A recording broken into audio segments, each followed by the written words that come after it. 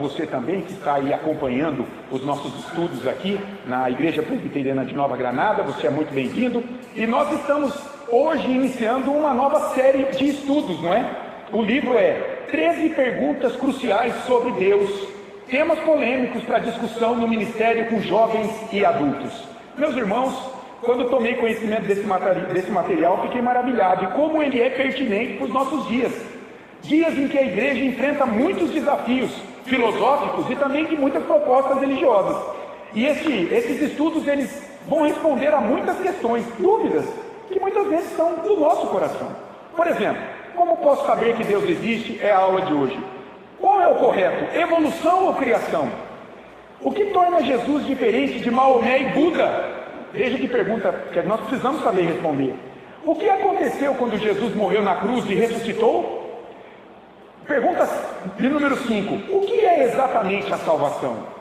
Você pergunta para as pessoas, o que é a salvação? Pouca gente vai conseguir responder com propriedade à luz da Escritura. O que é o Evangelho? Deus perdoará todo e qualquer pecado? Olha outra. Por que um Deus amoroso mandaria pessoas para o inferno? É ou não é? Já me falaram isso para contestar a minha fé. Que Deus é esse que você serve, que manda pessoas para o inferno? Nós temos que responder isso. Por que Deus permite o sofrimento? Quem não sofre? Por quê? Quem é o Espírito Santo? Para muita gente é uma força impessoal. Mas será que é uma pessoa? Ele tem pessoalidade? Ele se relaciona comigo e com você? Que influência anjos e demônios têm no mundo? Qual o limite da ação deles? Está cheio de crente por aí que teme mais o diabo do que a Deus.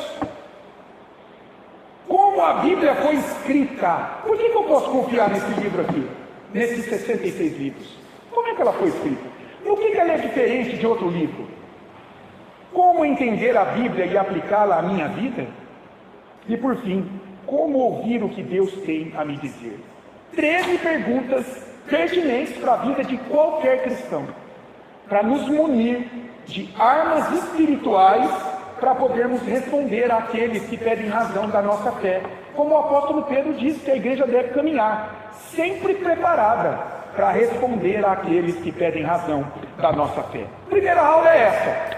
Como posso saber que Deus existe?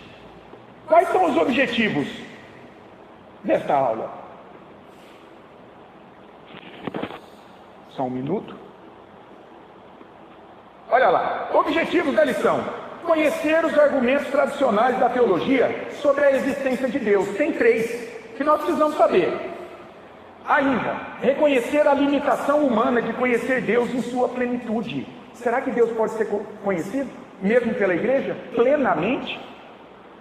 Refletir sobre minhas próprias crenças sobre a existência de Deus. Responder aos ataques do mundo sobre a existência de Deus. E por fim, esforçar-me cada dia para viver à luz da existência de Deus. A divisão da lição, olha lá, uma introdução, os 3 argumentos, cosmológico, teológico, antropológico. E então, depois de ver isso, Deus existe? E aí eu vou lançar a vocês um desafio de fé aqui, que é uma proposta que é muito comum, que está por trás de muitas propostas filosóficas, humanísticas, religiosas, para defender se Deus existe ou não. Nós vamos ver qual é ela. E vou fazer uma conclusão e uma aplicação. Então olha lá, nós já oramos, não é? A título de introdução, só para lançar o tema, olha aqui alguns questionamentos de muitas pessoas, e talvez até de muitos de nós. Como um Deus amoroso pode mandar pessoas para o inferno? Nós vamos aprofundar isso numa outra pergunta depois, num outro estudo, mas para a gente pensar, por que ele permite tanto sofrimento no mundo? Olha essa. Há milhões de muçulmanos no mundo que creem, por exemplo, em Maomé como o profeta, não em Jesus, mas em Maomé, enviado por Deus para revelar a verdade aos homens a partir do Alcorão. Então muitos perguntam assim, todos eles estão errados? Há milhões de muçulmanos. Será que todos estão errados em crer em Maomé e não em Jesus Cristo? Olha outra afirmação de muita gente. Essa semana mesmo me disseram isso. Toda religião é boa, pastor. E o importante é crer em Deus. Não importa em que denominação você se encontra. Se no cristianismo, se no espiritismo, se na Umbanda, não importa. Portanto, Eu não preciso ser cristão para andar com Deus neste mundo. Gente, que afirmação forte, é ou não é? Mas isso está na boca e no coração de muita gente por aí. Sem dúvida, amados irmãos, essas dúvidas, elas são pertinentes, mas carecem do quê? De conhecimento bíblico. Carecem de conhecimento daquilo que Deus revelou a respeito da realidade da vida, a respeito da vida espiritual do homem que Ele criou à sua imagem com Ele. Essas pessoas estão respondendo às suas dúvidas a partir de que base? A partir de que princípios? Do que a Rede Globo ensina? Do que elas ouviram falar? Da tradição da família em que elas cresceram? Ou daquilo que Deus, que criou toda a realidade, pode responder?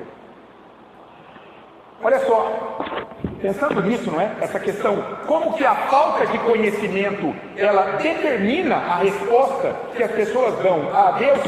Lá em Hebreus 3, capítulo 10, o escritor da carta aos Hebreus, ele diz algo muito interessante.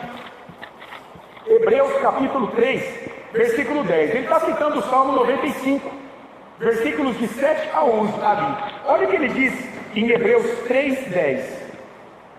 Por isso, Deus está dizendo, me indignei contra essa geração e disse, essa geração que saiu do exílio egípcio, conduzida por Moisés naqueles dias, essa geração sempre erra no coração. Eles também não conheceram os meus caminhos. É por isso que eles tomam decisões erradas a respeito de mim, a respeito de quem eu sou. Porque eles não conheceram os meus caminhos. Eles não me ouviram. Agora olha o versículo 12. Tende cuidado, irmãos. Jamais aconteça haver em qualquer de vós perverso coração de incredulidade. Por quê? Porque isso vai vos afastar do Deus vivo. O escritor aos Hebreus, lembrando do Salmo 95 e daquele episódio das águas de Meribá, os irmãos se lembram? O povo saiu com Moisés do Egito, caminharam, tiveram sede, murmuraram diante de Deus, ó Deus, o Senhor nos tirou lá do Egito para nos matar de sede. Então eles tentaram a Deus. Em que sentido? Eles colocaram o poder de Deus à prova. Se Deus é Deus, eles disseram para Moisés, cadê a água? Então Deus chama Moisés, aquele episódio que ele bate com a vara naquela rocha, e aí a água a rocha produz água em abundância, mas eles tentaram o povo. E aqui o escritor aos Hebreus, trazendo isso, está dizendo, por que eles fizeram isso? Porque eles não conhecem Deus, porque eles viraram as costas para Deus, e o coração então se encheu de dúvida, de incredulidade, e isso acabou selando o destino de toda uma geração de 20 anos para cima que saiu ali do Egito. Eles morreram 40 anos perambulando no deserto por conta da teimosia, rebeldia e incredulidade. E essa geração toda morreu. Por quê? Porque faltou conhecimento desse Deus. E se falta conhecimento de Deus, falta fé. E aí a incredulidade entra no coração. Mas olha que interessante, outra passagem que é significativa para isso, Mateus 22, 29. Olha que interessante o que diz Jesus. Mateus 22, 29. Jesus diz assim, ó. Ele está respondendo aos saduceus. Quem eram os saduceus? Era um partido judaico que negava, por exemplo, a ressurreição e a crença em anjos, em seres espirituais. Os saduceus não criam nisso. E eles estavam questionando a ressurreição dos mortos. E quando eles faziam isso, eles estavam atacando o que Jesus havia dito antes, de que ele ressuscitaria dos mortos ao terceiro dia, como confirmação de que ele era o Messias prometido, que ele veio com o poder do Pai, de Deus, para salvar aqueles que nele crescem. Então, quando eles questionam Jesus, eles propõem um negocinho, a mulher casada que morreu sem marido, depois se casou com 7, na ressurreição dos mortos, ela vai ser esposa de quem? Eles estão questionando a ressurreição dos mortos, e de maneira indireta, ou frontal, a ressurreição do próprio Jesus. Ele está dizendo, eu vou ressuscitar pelo poder do Deus vivo.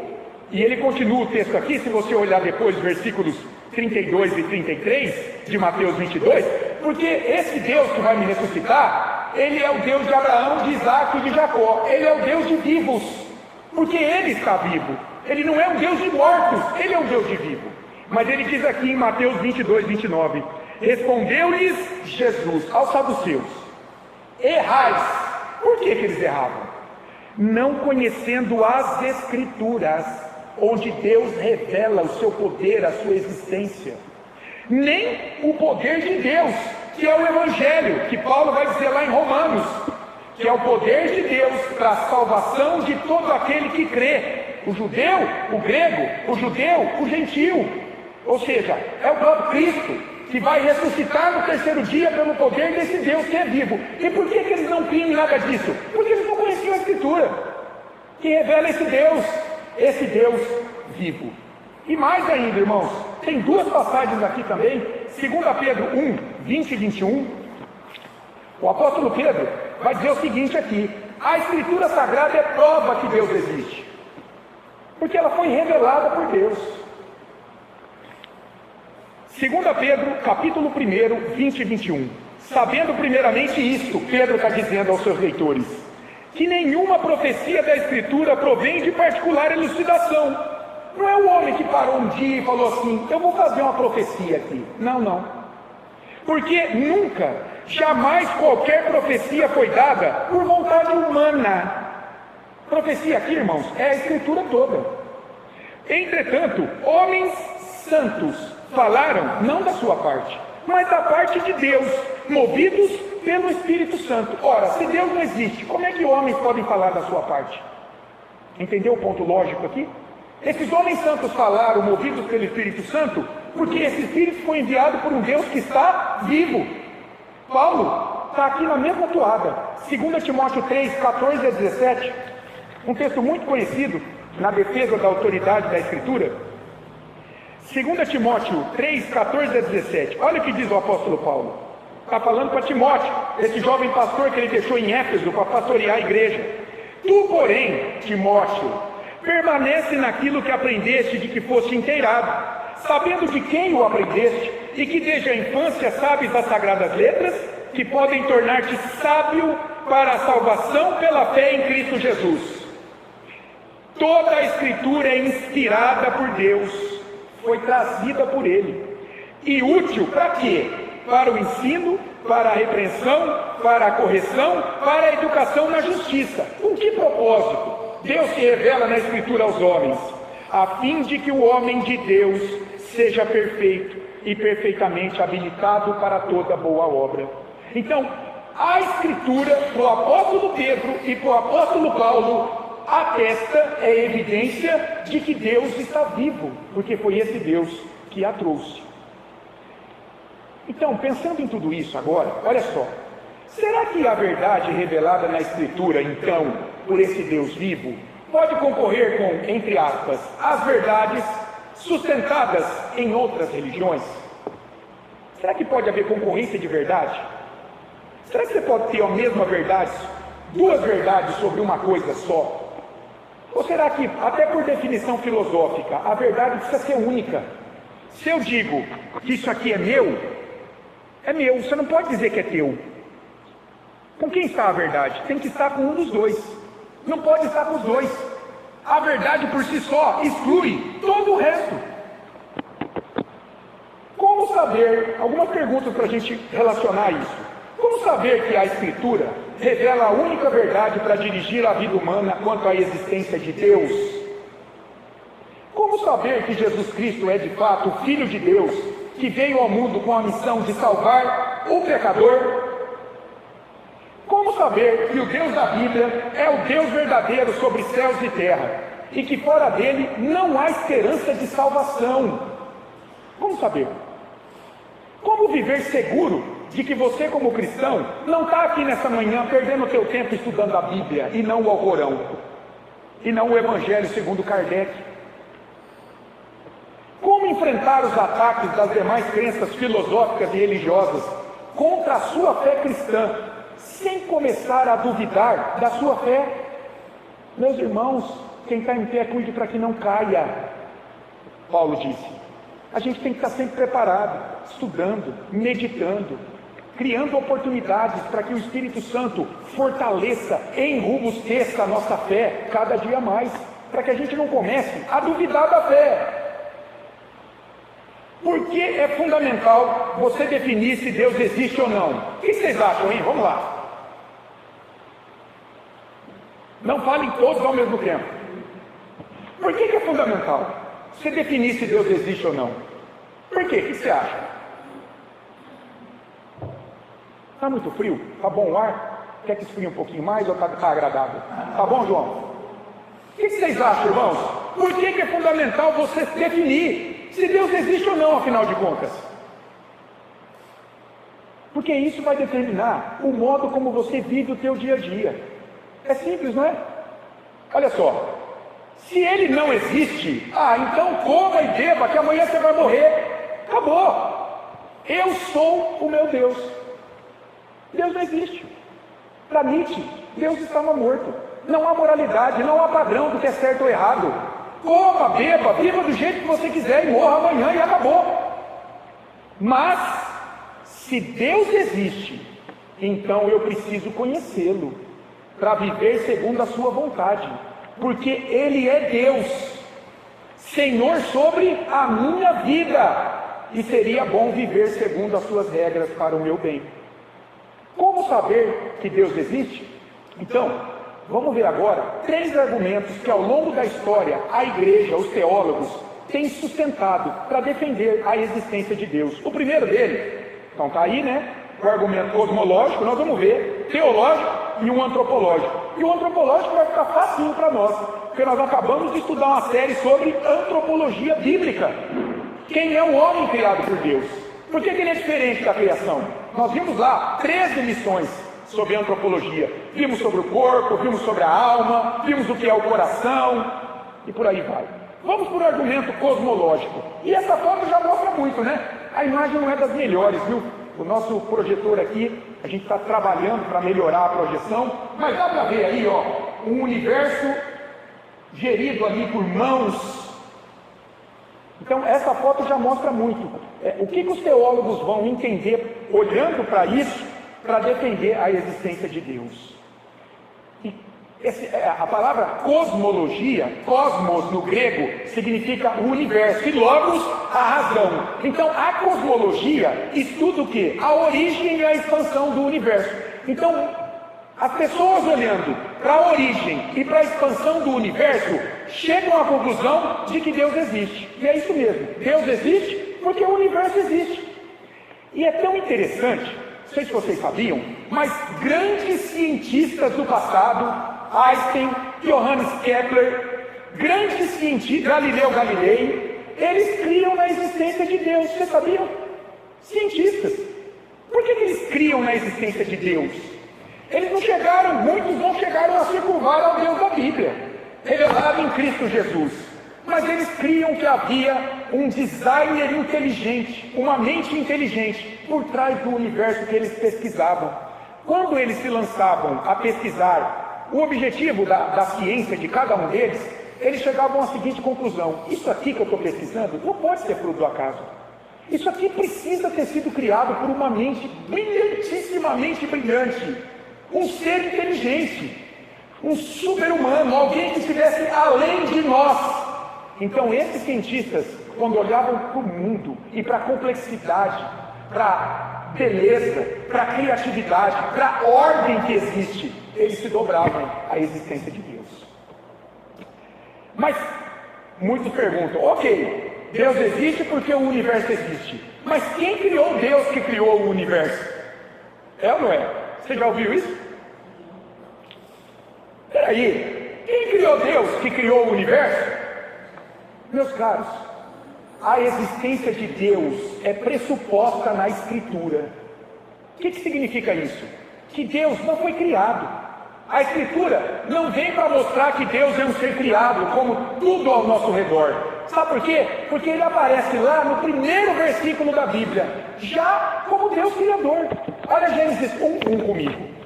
Olha o que está escrito lá. A gente lê e às vezes perde isso, né? O sentido disso, ó. No princípio criou Deus os céus e a terra. Deus aparece aqui como Criador. A existência de Deus é pressuposta. A Bíblia não está aqui para mostrar que Deus foi criado. Deus é a causa original do universo. O motor primeiro, a filosofia chama assim, né? Ele é o motor primeiro de todas as coisas. Ele é a causa não causada. Ele não foi causado, ele não foi criado. Ele é a causa antecedente de tudo que existe, a partir do qual tudo foi criado. Deus, um atributo de Deus na Escritura, é a sua autoexistência. Quando ele aparece a Moisés, sabe, lembra lá em Êxodo 3, o episódio da sarça ardente? Ele chama Moisés para falar com o faraó, para tirar o povo dele lá da opressão. Primeira vez que ele aparece ali. Moisés fala: Senhor, como que eu vou falar que o Senhor é quem lá para faraó? O Senhor acha que faraó vai deixar o povo sair? O povo serve faraó, ele não vai deixar. Como é que eu vou apresentar o Senhor para faraó? E Deus mostra o nome dele, o nome do Deus da aliança. Yahvé, eu sou. E ele diz ali: eu sou o que sou. E os estudiosos, quando vão estudar, eles ficam pirados estudando o que significa esse nome. Eu sou o que sou. Como é que os tradutores, olhando para o hebraico, esse nome, chegaram a essa tradução? Olhando para o hebraico, eu sou o que sou. Eles chegam a muitas conclusões, mas, principalmente, isso aqui está dizendo da autoexistência de Deus. Eu sou, eu me basto, eu sou Deus. Eu faço o que eu quero, quando eu quero, do jeito que eu quero. Isso é a soberania de Deus. Rita.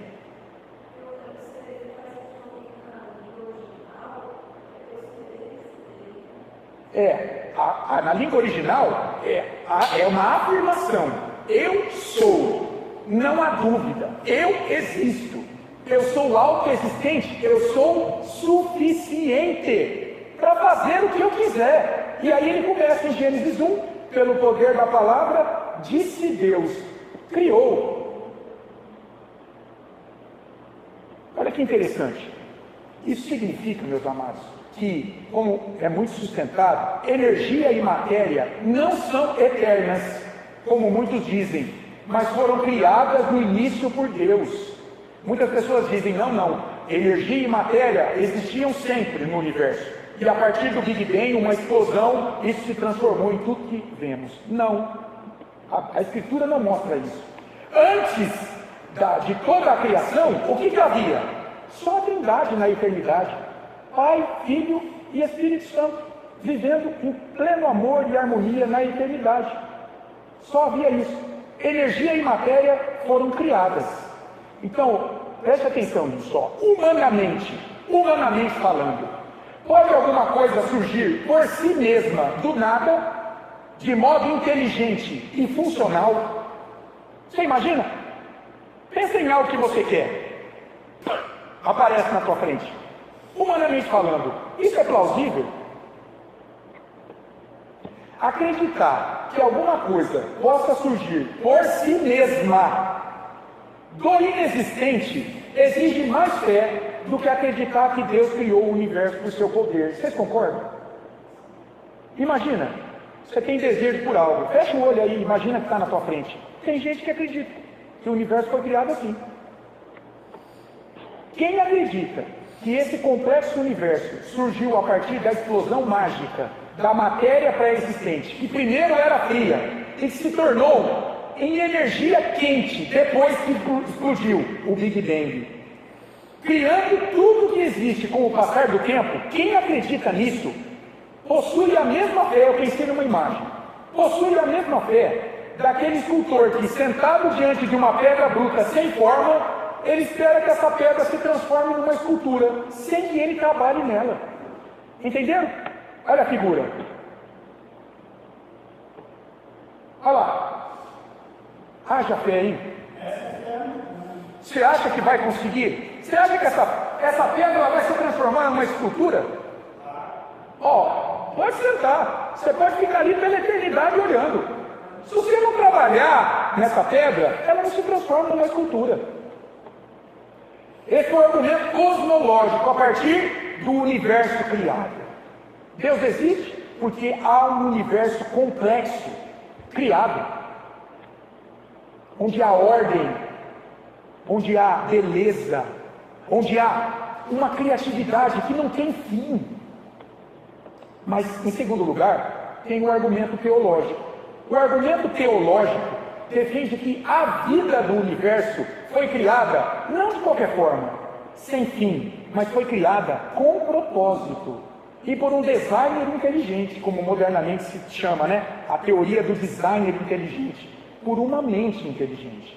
O cristianismo, ele aponta esse designer inteligente, esse que criou todas as coisas. É o Deus da Bíblia. A evolução natural, proposta por Charles Darwin, né? Naquele livro publicado em 1859, A Origem das Espécies, e mesmo o naturalismo, defendido por muitos, eles não dão conta de explicar justamente a complexidade da vida do universo. Eles não conseguem explicar muitas coisas. Olha só, vamos pensar em algumas coisas que eles não explicam. O código genético DNA e a sua complexidade. Quando os pesquisadores foram olhar o nosso DNA, eles ficaram boquiabertos. Não tem fim aquilo.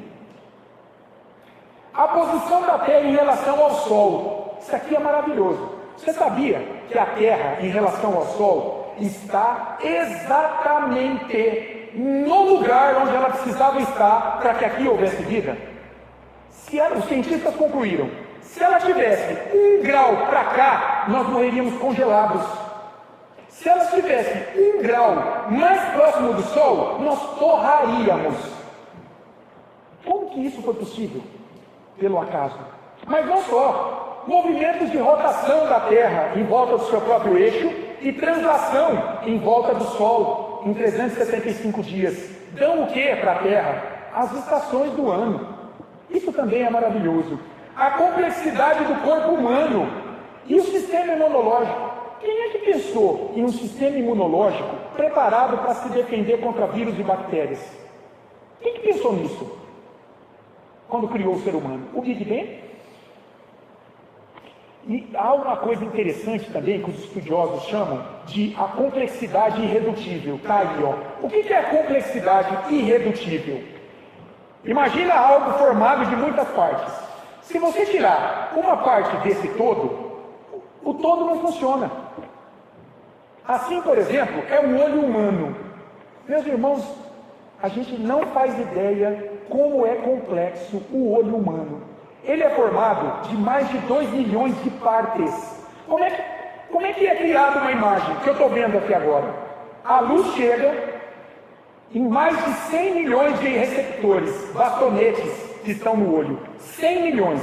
Isso gera impulsos elétricos, que são captados por um nervo óptico, que tem milhões de fibras. É conduzido ao cérebro, e o cérebro cria a imagem. Como? Como isso ser objeto de uma evolução cega, sem propósito?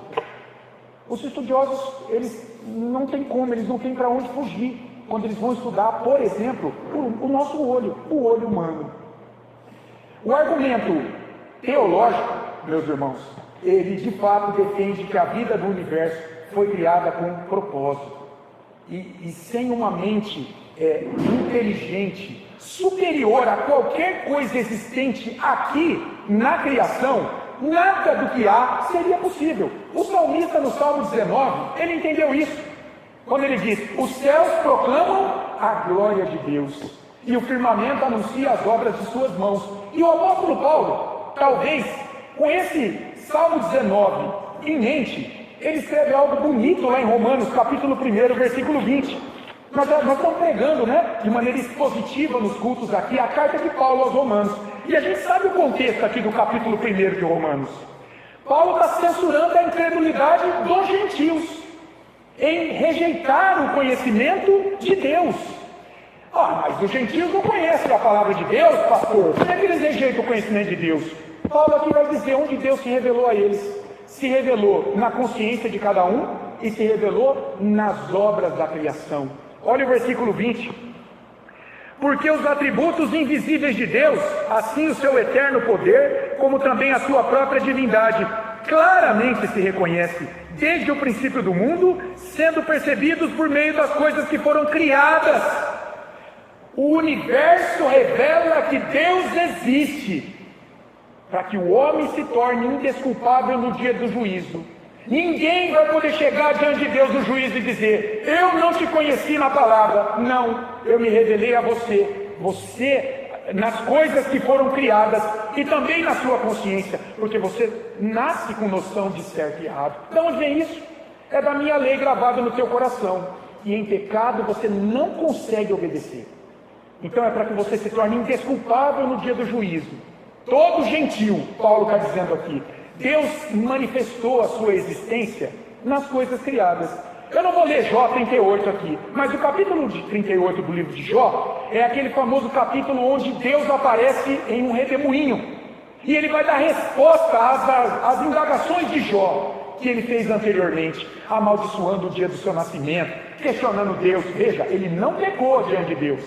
Ele se lamentou diante de Deus em oração. E Deus, então, de maneira graciosa, vem responder a Jó. Eu vou ler apenas algumas perguntas que Deus faz. E o que Deus mostra a Jó? Quem ele é, para Jó discutir com ele. Jó capítulo 38.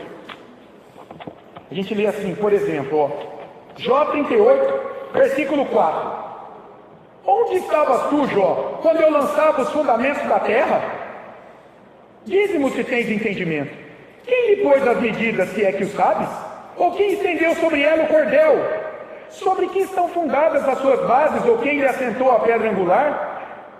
Olha aqui, o versículo 8. Ou quem encerrou o mar com portas, quando irrompeu da madre, quando nasceu o mar? Quando eu lhe pus as nuvens por vestidura e a escuridão por fraldas?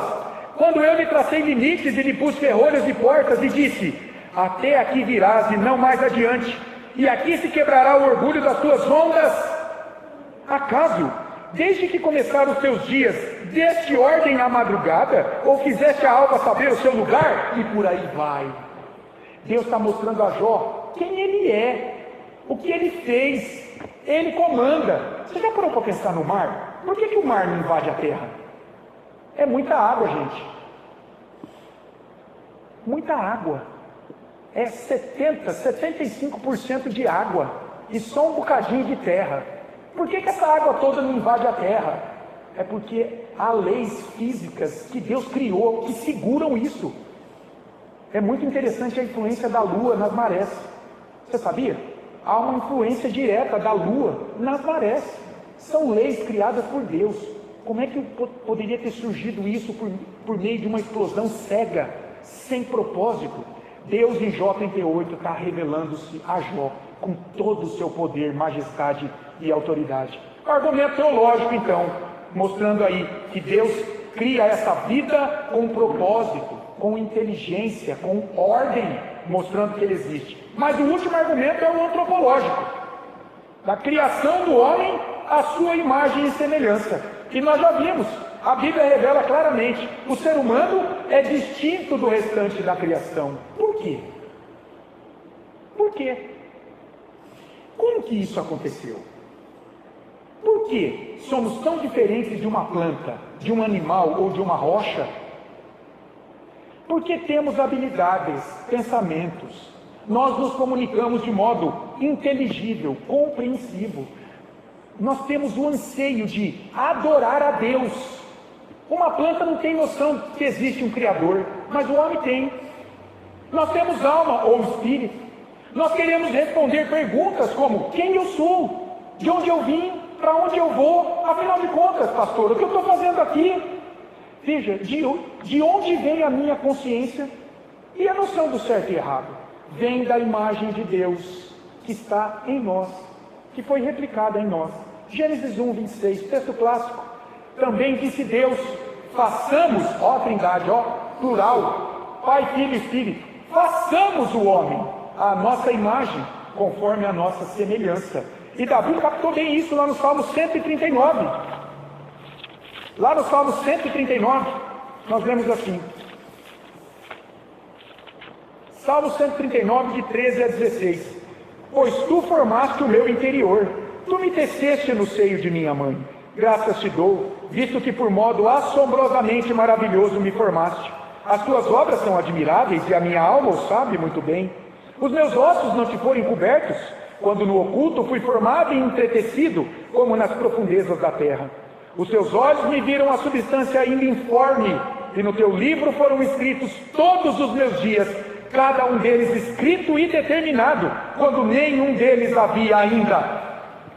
Davi está aqui proclamando a soberania de Deus sobre a sua vida, sobre a sua criação. Ele foi criado por um Deus que está vivo e que o formou e que escreveu cada sopro de suas narinas no seu livro. E não só escreveu, preste atenção no grego, no hebraico, perdão, e foi determinado.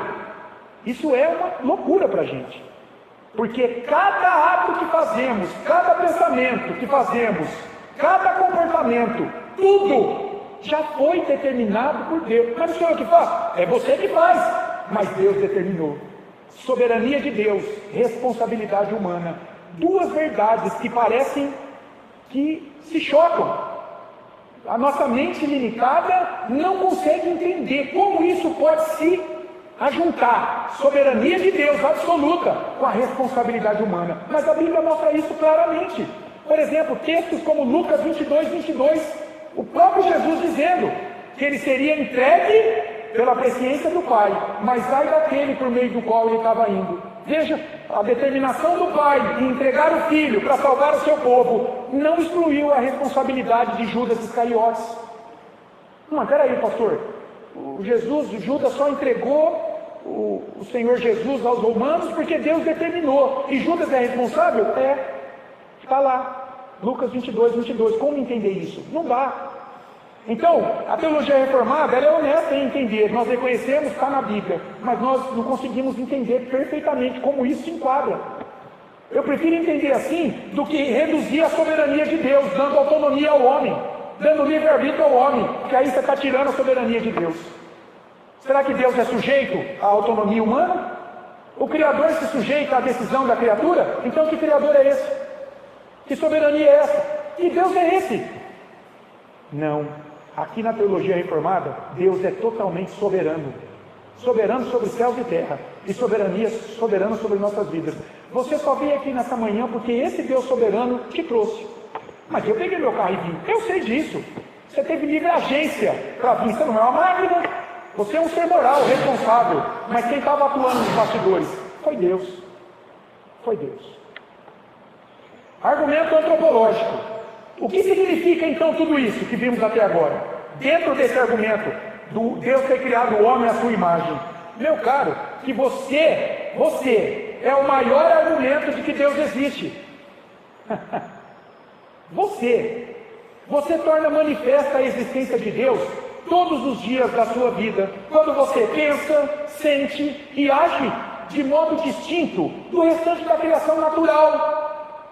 De uma árvore, de um poste, de um veículo, de um mato. De onde veio isso em você? De onde veio isso? Se você existe como você é porque existe um Deus Criador por trás da sua própria existência. Entenderam isso? Você é o testemunho maior de que Deus existe e de que a imagem dele foi gravada em você. Atributos dele foram comunicados a você quando ele te criou. Agora, olha só, ok, ou então, seria mais fácil crer na evolução, por um processo de mutação genética contínua, onde pela seleção natural, os seres mais adaptados ao meio evoluem e sobrevivem, sendo você descendente de um tronco comum com outros animais. Isso é o que defende o evolucionismo científico, o darwinismo. Se você não crê que você é a imagem de Deus e que você é o maior testemunho de que Ele existe, porque Ele te criou a imagem dele, então seria mais fácil crer na evolução natural? Olha a imagem. De que lado você está aí, ó? Olha lá. Muita gente está lá, ó. O cristianismo está aqui, ó. Ainda que nós não consigamos entender como é que isso se deu lá no início. Então, depois de tudo isso, será que a gente pode responder: Deus existe? Com base nesses argumentos cosmológico, teológico e antropológico, olha a pergunta: nós podemos provar que Deus existe para todas as pessoas? O que vocês acham? O homem é convencido por evidência? Ou precisa de algo sobrenatural sobre a vida dele? Abra lá, eu lembrei de um texto agora, abra lá em Hebreus 11:3. Eu gosto muito, esse texto ele fala tanta coisa. A gente passa por ele e nem percebe o que está escrito. Olha o que está escrito em Hebreus 11:3. Nem está na lição aqui, mas eu lembrei. Hebreus 11:3. Capítulo 3 de Hebreus defende a fé, né? A fé dos patriarcas, de grandes homens e mulheres que caminharam com Deus nesse mundo.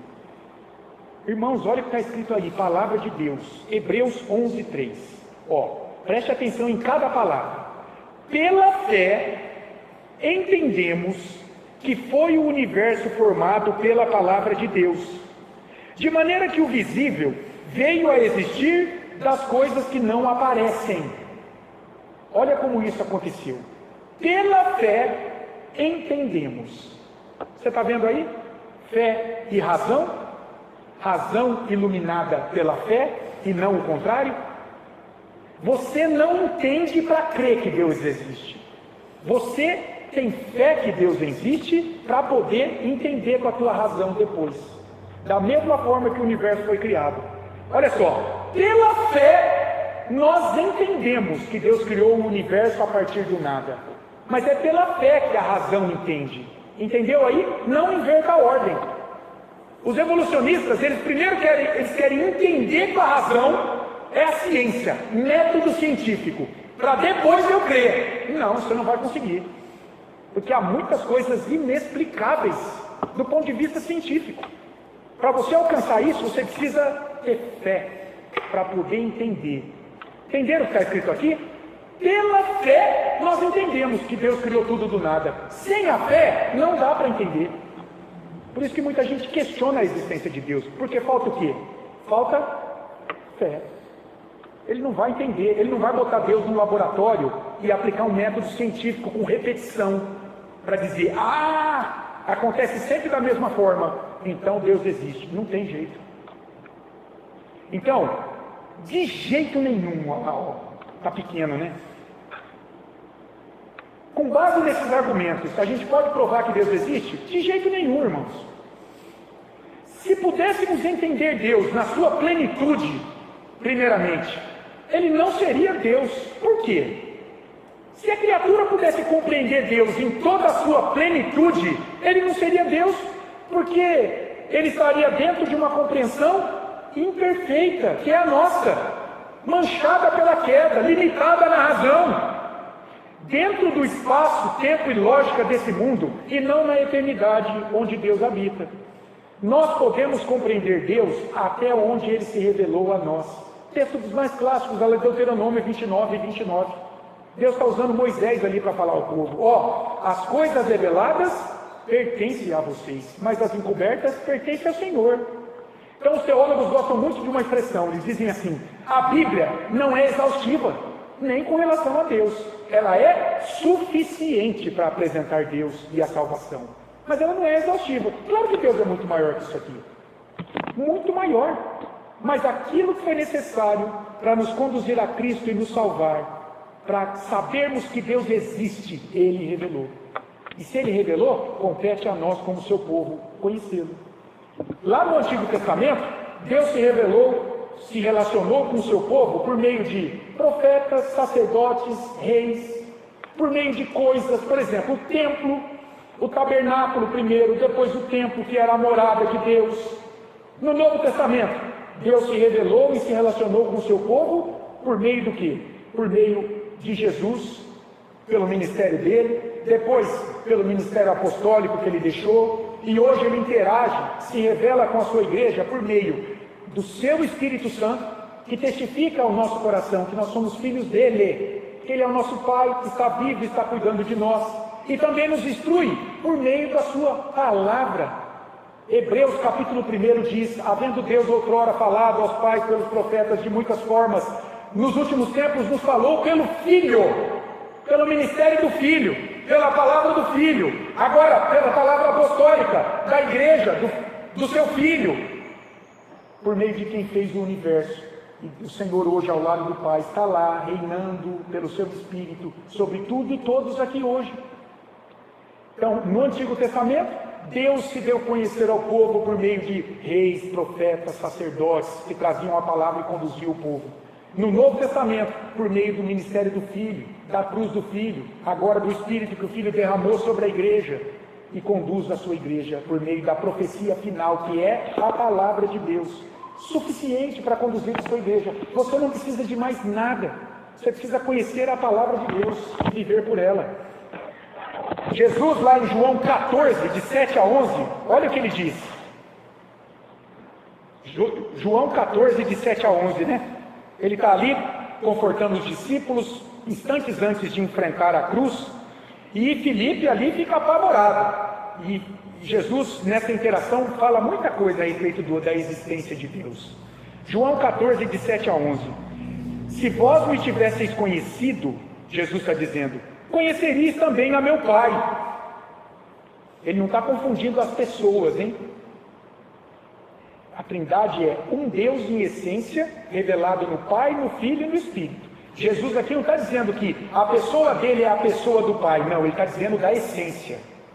São pessoas diferentes, mas a essência é a mesma, é Deus Filho encarnado. Então ele está dizendo, se vós me tivesseis conhecido, conheceríeis também a meu Pai. Desde agora o conheceis e o tendes visto. Visto em quem? Na pessoa do Filho, no que o Filho estava realizando. Replicou-lhe Filipe, Senhor, mostra-nos o Pai, isso nos basta. Veja a compreensão errada dos próprios apóstolos, né? Disse-lhe Jesus, Filipe, há tanto tempo estou convosco, e não me tens conhecido? Quem me vê a mim, vê o Pai. Novamente, não está confundindo as pessoas do Pai e do Filho. Está dizendo da essência, do poder, da autoridade, da divindade, da majestade, da glória que o Deus Filho em essência estava manifestando diante dos homens. Filipe, você quer conhecer o Pai na essência? Olha para mim. Como dizes tu, Filipe? Mostra-nos o Pai. Não crês que eu estou no Pai e que o Pai está em mim? As palavras que eu vos digo, não as digo por mim mesmo, mas o Pai que permanece em mim faz as suas obras. Crede-me que estou no Pai e o Pai em mim. Crede ao menos por causa das mesmas obras manifestadas pelo mesmo Deus em essência. E o João estava ali, presenciou tudo aquilo ali, que essa conversa de Jesus com Filipe. É maravilhoso o que ele diz lá na primeira carta, 1 João capítulo 1. 1 João capítulo 1, de 1 a 4. Pedro, João. 1 João capítulo 1, de 1 a 4. Olha o que está escrito aí. O irmão quer ler aí em voz alta esse texto? Quem achou pode ler em voz alta. 1 Pedro 1, de 1 a 4. Olha o testemunho do apóstolo João. Que é desde o princípio, e que temos ouvido, o que temos visto com os nossos próprios olhos, o que contemplamos, o que as nossas mãos apalparam, com respeito ao verbo da vida. E a vida se manifestou, e nós a temos visto, e dela damos testemunho, e boa anunciamos a vida eterna, a qual estava com o Pai, e nos foi manifestada. O que temos visto e ouvido, anunciamos também a vós outros, para que vós, igualmente, mantenhais comunhão conosco. Ora, a nossa comunhão é com o Pai e com o seu Filho Jesus Cristo. Essas coisas todas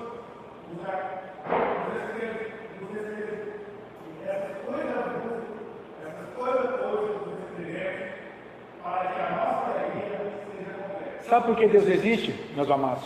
Porque Jesus foi ouvido, tocado e visto entre os homens. Parece simples, não é? O fato de Deus ter enviado Jesus, seu Filho, para morrer e ressuscitar, para nos salvar. Laís, ajuda as crianças. Abriu. Irmãos, o fato de Jesus ter enviado, o fato de Deus ter enviado Jesus, o seu Filho, para morrer e ressuscitar, para nos salvar e prosseguir seu relacionamento conosco, pelo testificar do seu Espírito com o nosso Espírito, de que somos seus filhos. alimentando-nos e guiando-nos até o fim por sua palavra revelada na Escritura. Isso é evidência de que Deus existe. Oi, Samuel, Miguel. Não é Miguel, não?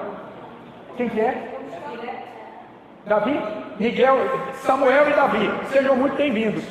Meus amados, a palavra de Deus está dizendo que a existência de Deus não é matéria de evidência científica. Não é. Mas é matéria de fé. É matéria de fé. Mas veja, aí que está. Não é uma fé ilógica.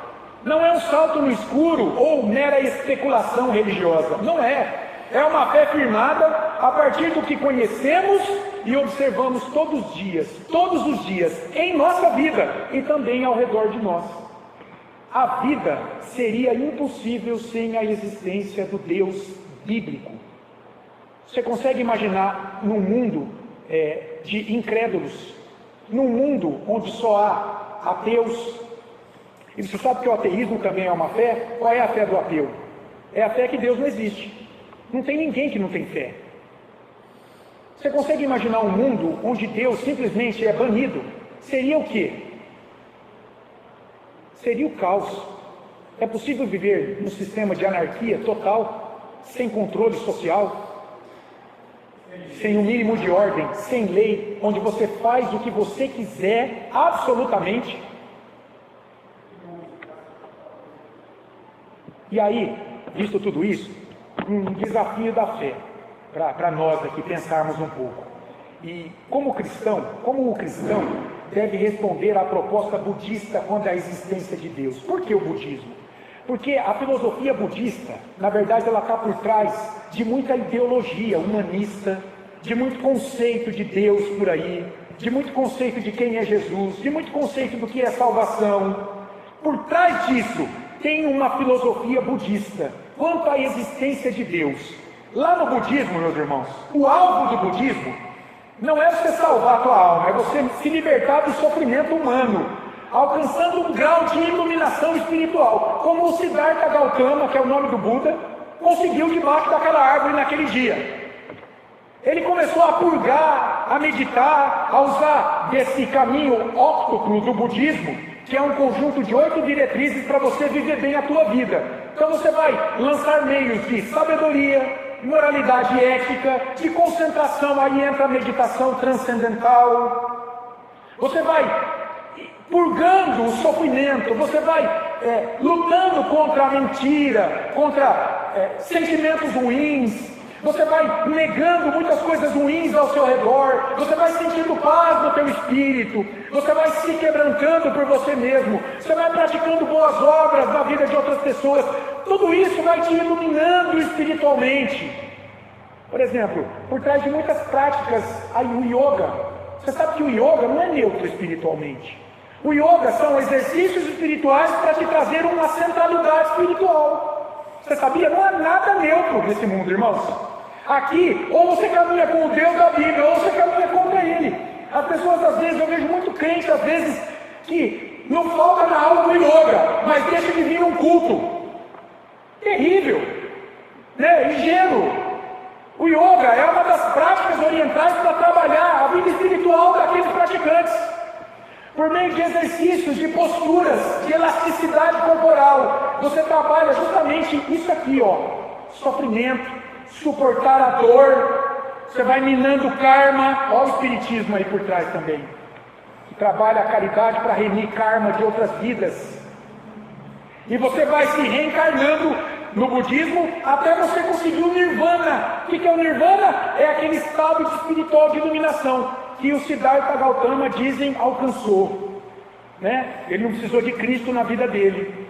Então, dentro desse entendimento budista aqui, você tem que buscar a libertação do sofrimento humano por meio desses exercícios espirituais aí, por meio de sabedoria, moralidade, a concentração, hoje o mindfulness, né? Esse senso de presença total que na vida das pessoas. Pouco importa se você crê ou não na existência de Deus, sabe por quê? No final das contas, você é o teu Deus. Você é um Deus dentro do budismo. É você que dita as regras. No budismo, Cada um de nós é o seu próprio Deus. O que você pensa disso? Você consegue ser um Deus? Olha para você e para a sua vida.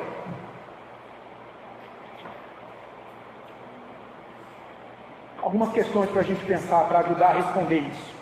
Existe um limite para o quanto o ser humano é capaz de se aprimorar em sua, entre aspas, divindade, como propõe o budismo? Como é que ele se torna perfeito? Qual é a tábua axiológica de valores que você vai comparar a tua vida para dizer assim, agora eu cheguei na perfeição? Qual é? Divindade e maldade pode coexistir dentro de um mesmo Deus? Eu fiquei pensando, peraí, então é para se tornar um Deus? Divindade, olha para você, divindade e maldade podem coexistir dentro de um mesmo Deus? Ou um Deus não pode ser mal em si? Será que um Deus pode ser mal em si? Bom, se ele não pode, como o ser humano pode ser um Deus se ele é mau? Que tipo de Deus é esse que pode ser mau? Se um Deus não pode ser mau, como o homem que é mau pode ser um Deus? Entendeu a incoerência dessa proposta budista de você mesmo buscar o teu aperfeiçoamento, a tua santificação de vida diante de Deus, praticando obras, andando por aquele caminho óctuplo, sabedoria, meditação, concentração, moralidade.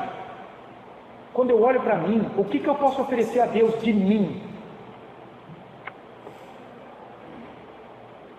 Porque, agora olha só, por que o budismo quer excluir a existência do Deus verdadeiro e com ele muitas outras propostas religiosas e filosóficas da vida cotidiana? Por que o budismo quer excluir Deus da vida? Eu não quero pensar se Deus existe ou não, se ele vai me julgar ou não. Eu quero olhar para o que eu posso fazer de bom para mim e para o próximo. Por que ele quer excluir? A Bíblia é muito clara. Deus entregou esses homens à corrupção do seu próprio coração. Daí o que eles fazem? Eles suprimem a existência de Deus em suas vidas. E eles se entregam a todo tipo de depravação espiritual e moral. Paulo falou isso em Romanos capítulo 1, de 18 a 32. Eu já citei o versículo 20 desse texto. O que Paulo está falando que os gentios fizeram? Deus se revela na mente e na natureza a eles. Eles suprimem Deus e colocam no lugar de Deus um ídolo e os adoram. E o que Deus faz? 3 vezes está escrito naquele capítulo 1. Deus entrega essas pessoas ao coração delas. E o coração delas está dominado pelo pecado. Siddhartha Gautama foi entregue ao seu coração. O Buda. Por isso que ele chegou a essa conclusão. Eu não quero saber de Deus. Eu só vejo dor. Ele era um príncipe, ele estava no palácio dele. Um dia ele saiu para ver como o povo vivia. Conta a história.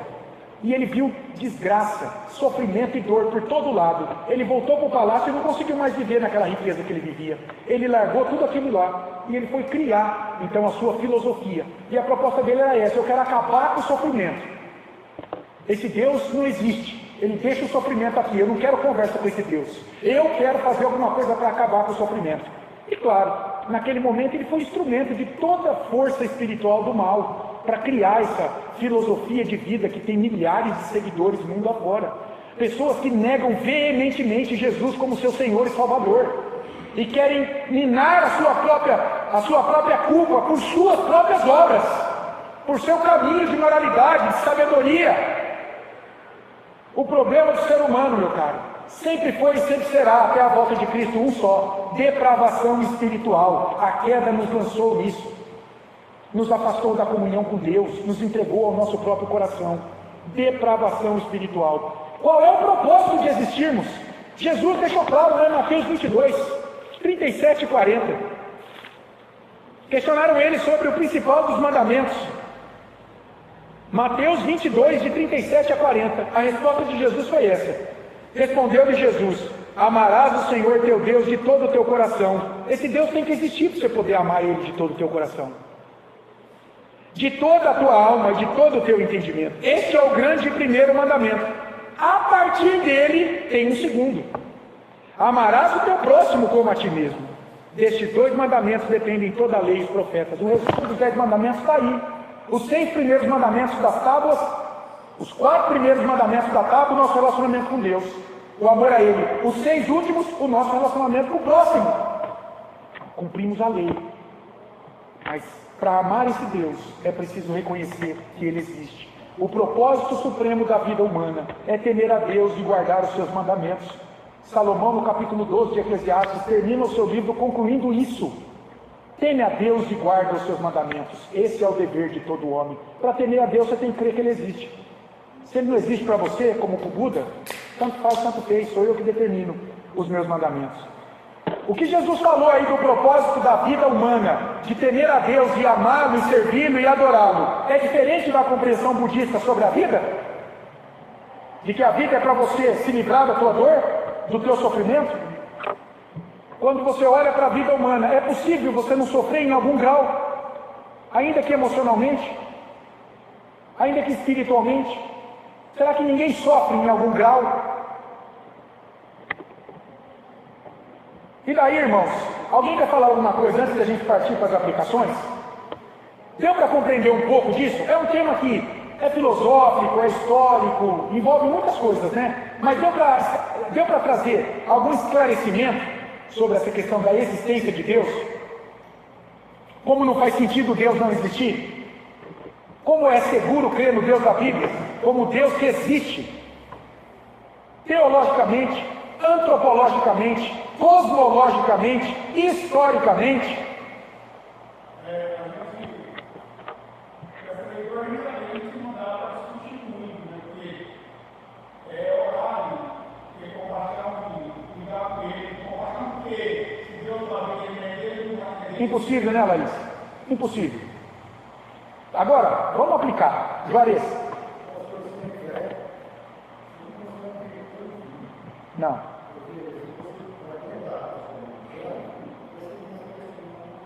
Sim. Por que a dor? Isso. De onde veio Deus? Não. É por isso que Hebreus 11:3 é claro. Sem fé é impossível entender. Não dá. Agora, vamos aplicar isso aqui para as nossas vidas, então. Pensando na existência de Deus, ó. Pense em coisas nas quais você vê evidências da existência de Deus. Não tem jeito, né? Para onde você olha, não é?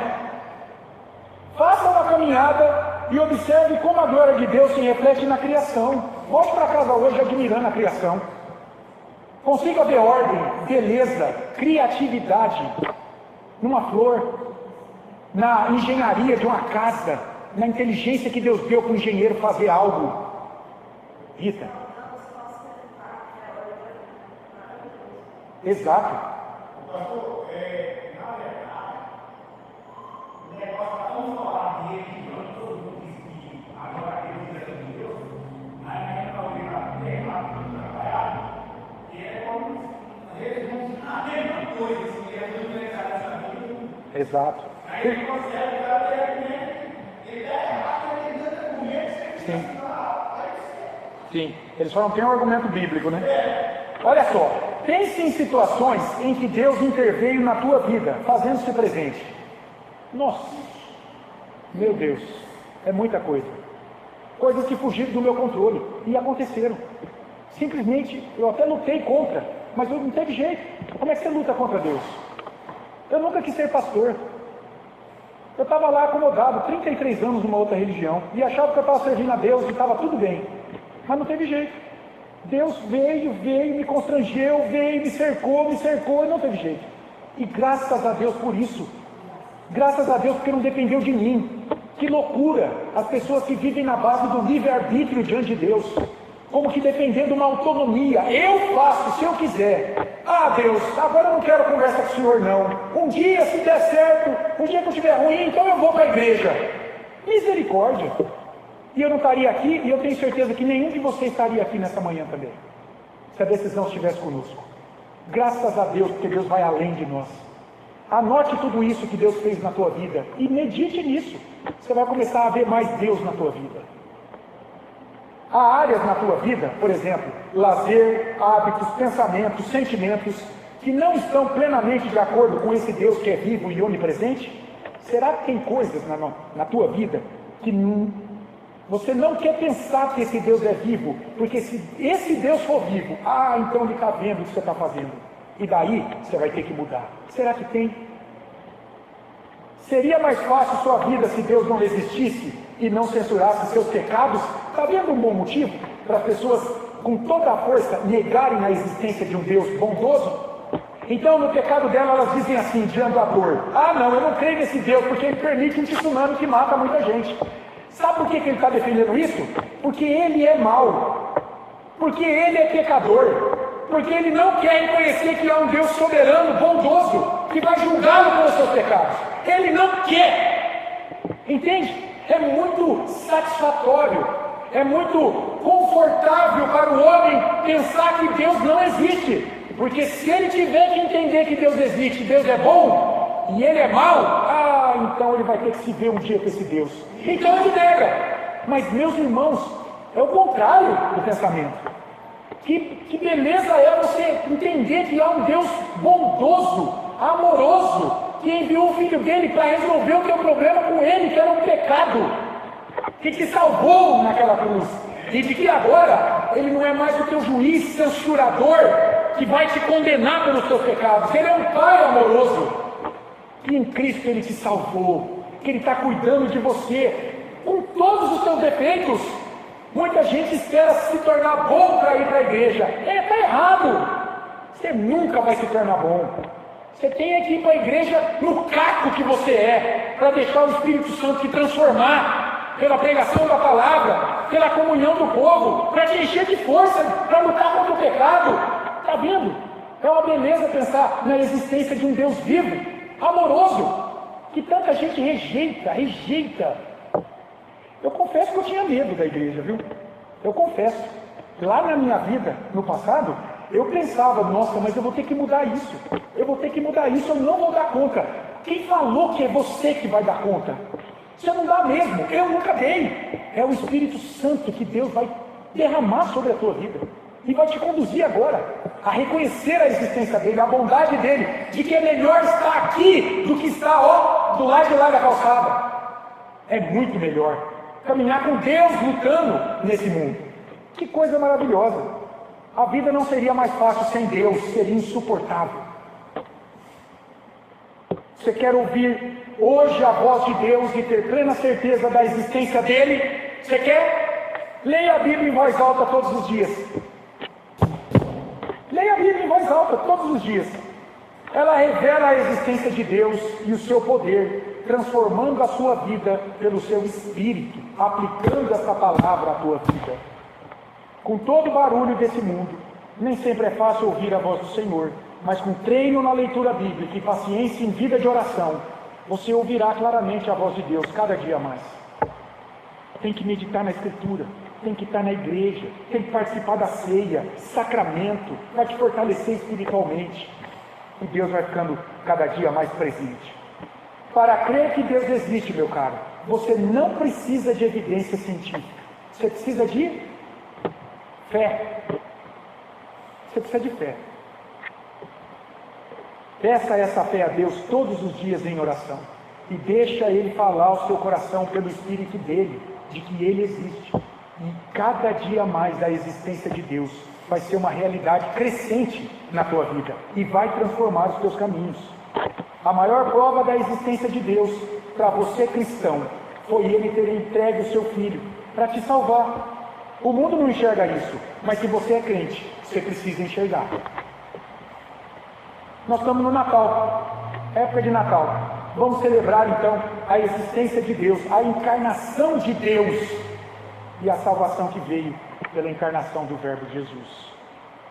Graças a Deus, porque nós cremos, Deus existe e Ele tem cuidado de nós, Ele tem cuidado do mundo ao nosso redor.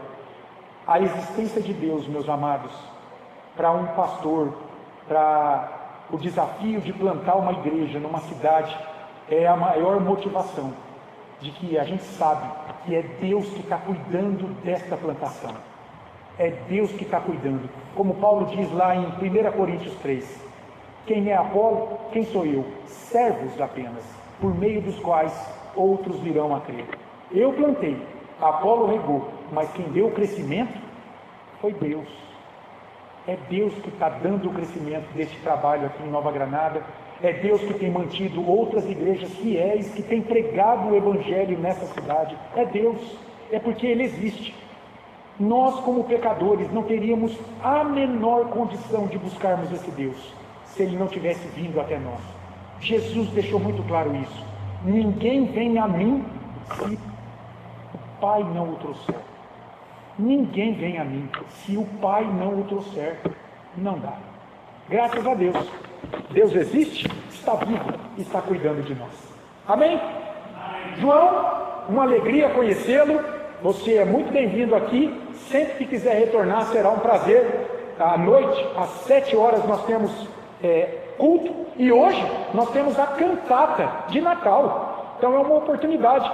Não fique em casa não, meu irmão. Se você não for para algum outro lugar, 7 horas, o coral da Igreja Presbiteriana Central de Rio Preto, mais de 30 vozes, estará aqui presente, apresentando louvores a Deus, canções natalinas.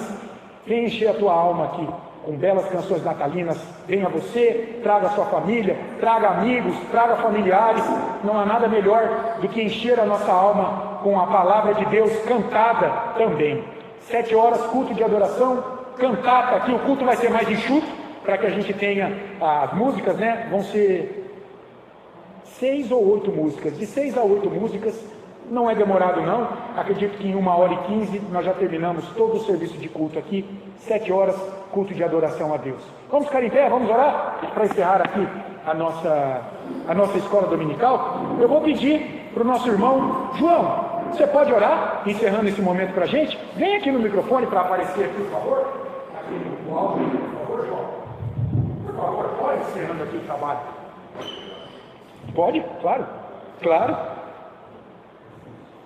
Santo Deus eterno, Pai, graças te damos, Senhor, por essa oportunidade única de estarmos na sua casa novamente. Obrigado, Senhor. Te agradecemos, Senhor Deus, pela chuva que tem caído. Obrigado. Te agradecemos pela vida de cada irmão, esposa, a estar aqui. Obrigado, Te Senhor. agradecemos por esta aula. Louvado seja o teu Te nome. agradecemos pelos teus senhores, isso. Oh, Deus. Obrigado. E só o Senhor pode confirmar isso no nosso coração. É verdade.